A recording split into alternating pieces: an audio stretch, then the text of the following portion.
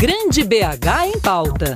Os problemas da sua região em debate na Band News FM. Nosso debate de hoje falando de um programa de atenção a pessoas com problemas mentais que cometeram crimes realizados aqui em Minas, que serviram de exemplo, inclusive no exterior, para a elaboração de propostas similares. Detalhes com Júlio Vieira. Apontado por especialistas como o projeto mais avançado do mundo em prestar assistência a portadores de problemas mentais que cometeram algum tipo de crime, o PAI-PJ, Programa de Atenção Integral ao Paciente Judiciário Portador de Sofrimento Mental do Tribunal de Justiça de Minas Gerais, atua na tentativa de garantir o acesso aos direitos legais e sociais previstos pela Constituição brasileira a essas pessoas. E justamente sobre o trabalho realizado há 10 anos pelo PAI-PJ, que converso agora no Grande BH em Pauta com a psicóloga, psicanalista e coordenadora do programa, Fernanda Ottoni. Como vai, Fernanda? Tudo bem, Júlio, com você? Tudo jóia. Fernanda, quais são as diretrizes desse programa, o PAI-PJ? O PAI-PJ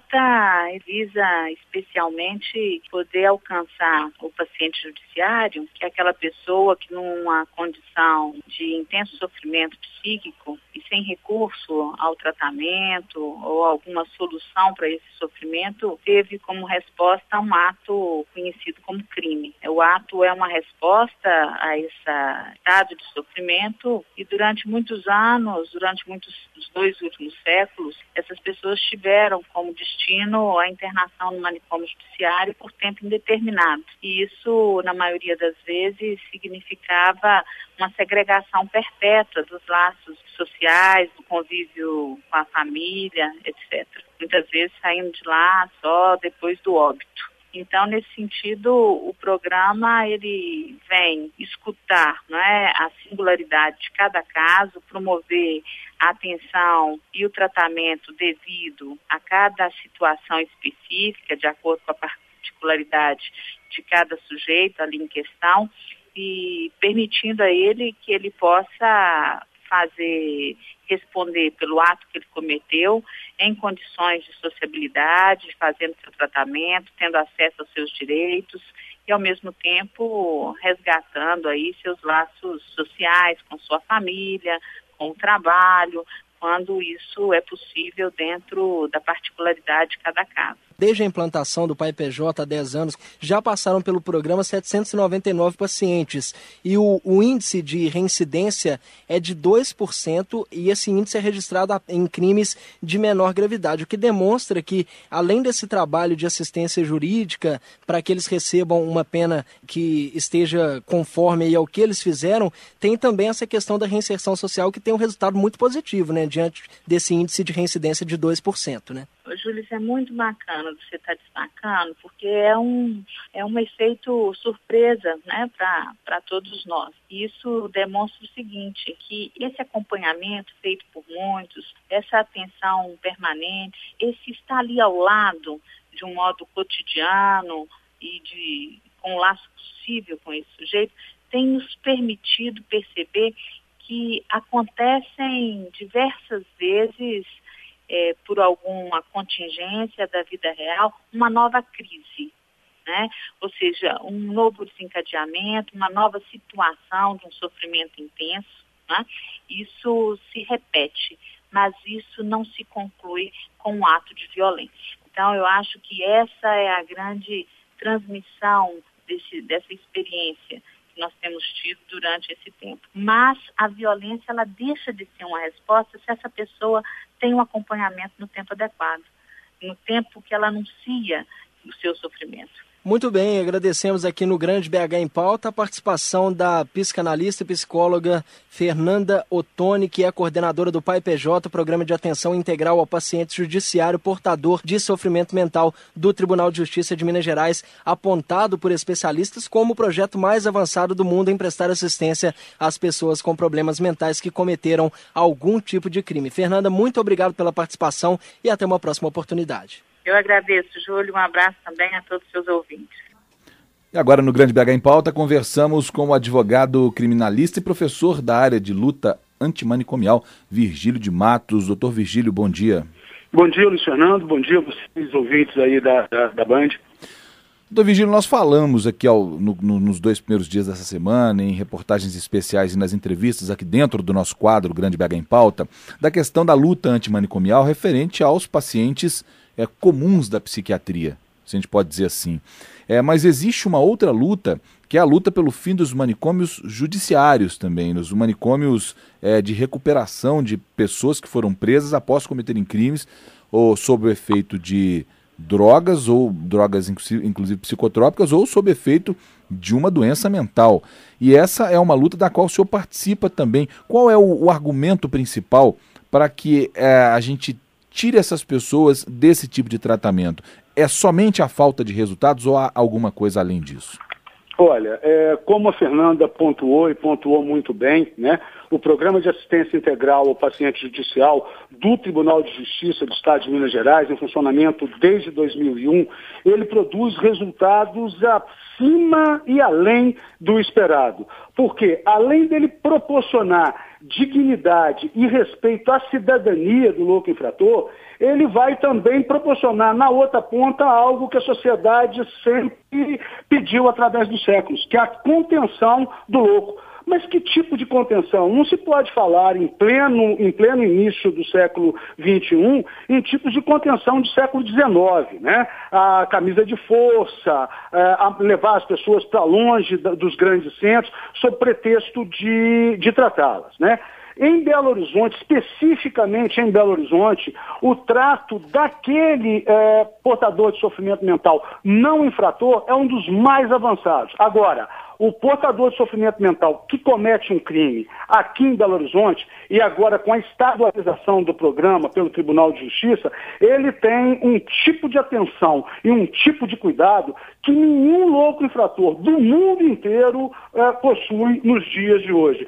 É, de fato, algo que, para vocês ouvintes que não são da área do direito terem uma ideia, a primeira coisa que o louco, ao cometer um crime, lhe é segregado, lhe é retirado, é o direito de defesa. É instaurado um incidente de insanidade mental e ele passa como que a não responder pelos seus atos. É exatamente na contramão disso, ou seja, na ideia da responsabilização, que trabalha o revolucionário programa do PJ. Porque nós não podemos e nem queremos que aquele que comete uma conduta que a sociedade vai dizer que é crime, fique sem punição. Mas essa punição ela tem que ser feita caso a caso, ela tem que respeitar o amplo direito de defesa. Para dar um exemplo, Luiz, para o seu ouvinte, aquele que comete um crime, vamos dizer aí, de lesão corporal, se envolve numa briga e vem a machucar alguém. Muito provavelmente, pela legislação que nós temos hoje, sequer a ameaça de uma pena privativa de liberdade haverá, se for uma lesão corporal de natureza simples, um arranhão, um machucado, uma contusão. Okay? Se esse mesmo agente dessa lesão corporal for um portador de sofrimento mental, ele pode ficar internado no manicômio judiciário para sempre. Porque a lei que não foi recepcionada, né, pela Constituição de 88, a medida de segurança, estabelece que as internações são sem prazo determinado. Ou seja, aquilo que era inicialmente, na virada do século XIX para o século XX, pensado como alguma coisa bastante avançada, na verdade, transformou-se no pior do pior. É o pior do hospital psiquiátrico e é o pior da cadeia, que é o manicômio judiciário. É contra isso que é passada a hora de que todos entendam que nós não podemos conviver com essa ideia. Sobretudo, tendo algo tão avançado e tão eficaz quanto é o PJ aqui em Minas Gerais. É uma questão de proporcionalidade, então, né, doutor?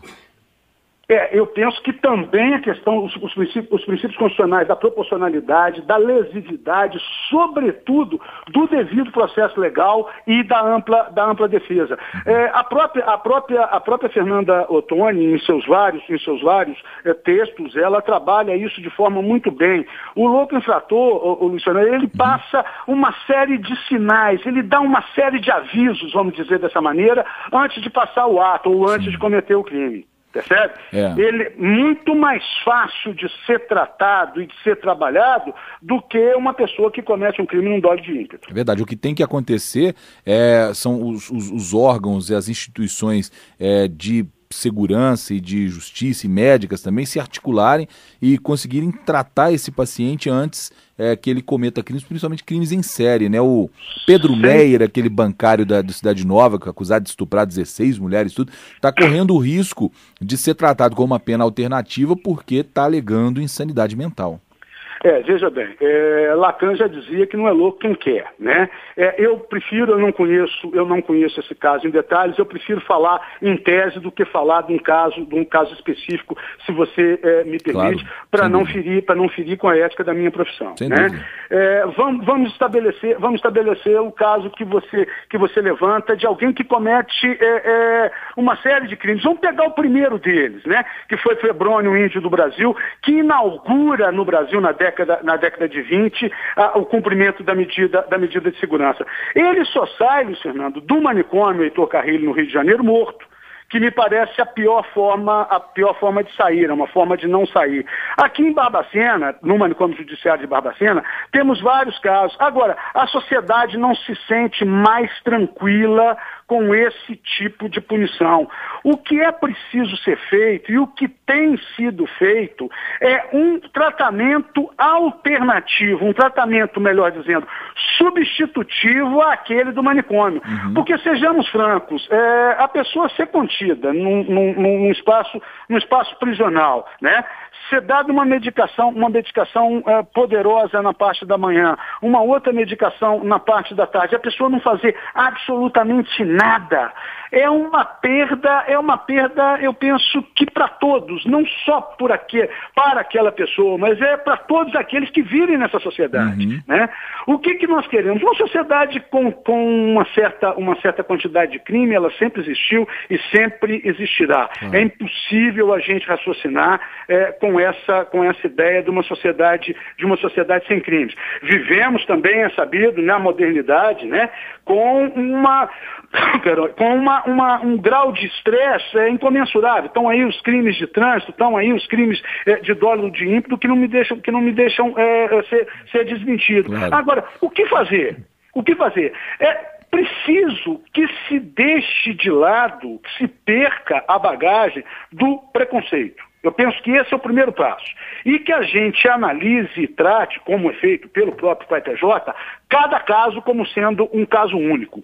Eu acredito que só dessa maneira a gente possa ter uma sociedade melhor, não só para nós, mas também para os nossos filhos e netos. Muito bem, nós conversamos com o Dr. Virgílio de Matos, que é advogado criminalista e professor da área de luta antimanicomial. Professor, mais uma vez, muito obrigado pelos esclarecimentos. A gente poderia ficar conversando aqui durante muito tempo, porque realmente esse assunto é inesgotável. A gente tem vários aspectos, vários pontos a abordar, mas infelizmente o tempo acaba sendo curto, né? Mas de qualquer forma, muito obrigado por participar conosco aqui do Grande BH em Pauta. A gente se fala novamente numa outra oportunidade. Eu que agradeço, Luiz. Um bom dia a você, um bom dia a todos. Ótimo dia a você.